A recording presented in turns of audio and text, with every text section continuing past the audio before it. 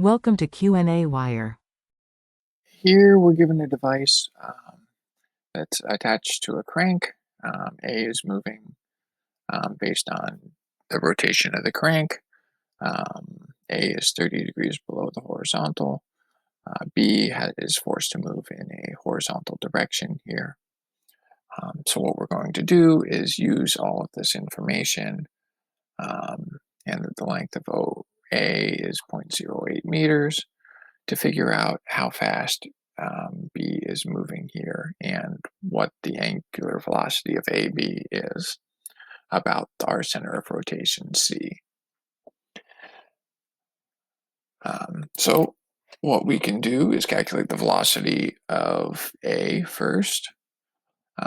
Velocity of A will just be that distance OA times the angular velocity. Angular velocity is 9 radians per second times 0.08 will give us a velocity of 0.72 meters per second.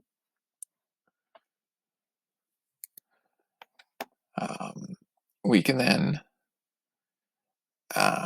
use some geometry here to try to learn what this angle beta is here that I've drawn in, and that's the angle from the horizontal to the bar AB. So if we look at that, that's the sine of beta would equal the length BD divided by the length, the hypotenuse, which is AB.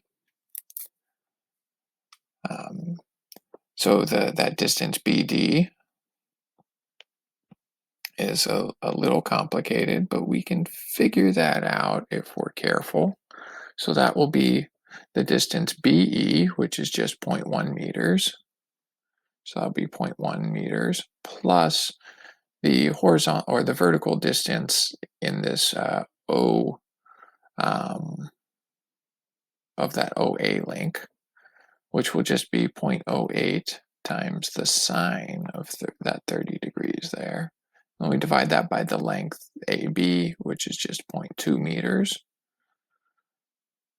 So I wrote the wrong number up here. That should be 0.2 meters. It's 0.1 meters between A and G and B. So this implies then, if we solve for beta, that beta is about 44.4 degrees. So the next thing we can do is figure out what this horizontal distance is, AD, by looking at the cosine of beta. The cosine of beta will be the length AD divided by the length AB. So this gives us then the length AD will equal about 0.143 meters. We can then calculate the distance between points C and D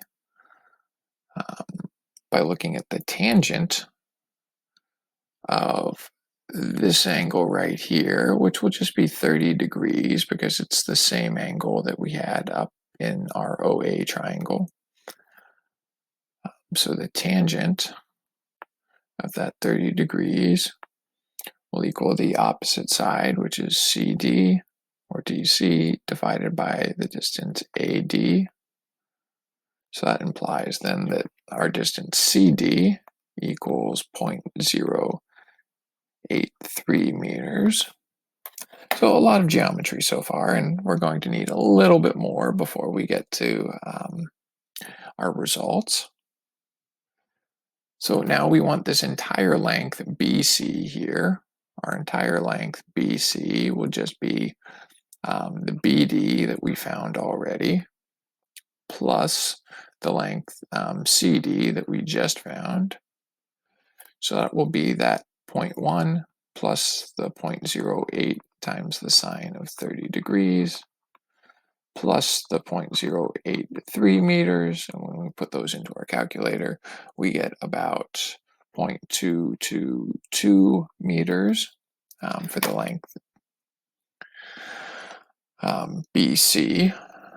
Now there's one more length we haven't found yet, and that's the length AC, and we can get that by looking at the cosine of that 30 degrees, the cosine of 30 degrees, will be the length AD divided by the length AC.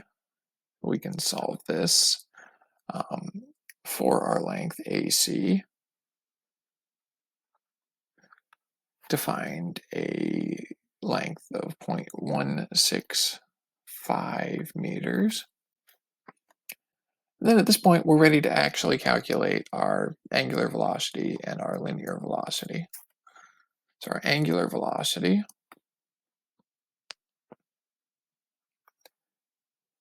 will be the velocity of A divided by that distance away from the center of rotation. So that's that distance AC. Velocity A we found was 0.72 meters per second. Distance AC was 0.165 meters. So this should give us a 4.37 radians per second in the clockwise direction because it's moving up and to the right. So next thing we can do then is find our velocity B. Velocity B will simply be omega times the distance away from the center. So that's just times BC. Omega we just found. The distance BC was 0.222 meters. So we get a velocity of 0.971 meters to the right.